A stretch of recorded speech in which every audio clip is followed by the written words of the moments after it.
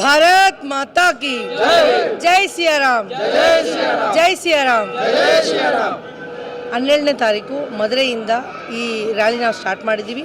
Vote for nation, vote for Modi ಅಂತೇಳಿ ತಮಿಳುನಾಡಿನಿಂದ ಡೆಲ್ಲಿವರೆಗೂ 21,000 kilometre, 65 ದಿನ, 15 ರಾಜ್ಯಗಳನ್ನು ದಾಟಿಕೊಂಡು ಈ ಯಾತ್ರೆ ನಾನು ಮಾಡ್ತಾಯಿದ್ದೀನಿ.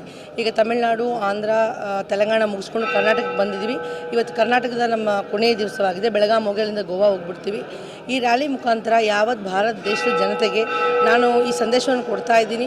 ಭಾರತ ಒಂದು ಬಲವಾದ ದೇಶವಾಗಿ ಆಗಬೇಕಂದ್ರೆ, ಭಾರತ ಮುಂದುವರಿಬೇಕಂದ್ರೆ, ಸ್ತ್ರೀಯರಿಗೆ ರಕ್ಷಣೆ ಸಿಗಬೇಕಂದ್ರೆ, ಯುವಕರಿಗೆ ಭವಿಷ್ಯತ್ತು ಇರಬೇಕಂದ್ರೆ ಮತ್ತೊಂದು ಬಾರಿ ನರೇಂದ್ರ ಮೋದಿಯವರು ಪ್ರಧಾನಮಂತ್ರಿಯಾಗಿ ಬರಬೇಕು.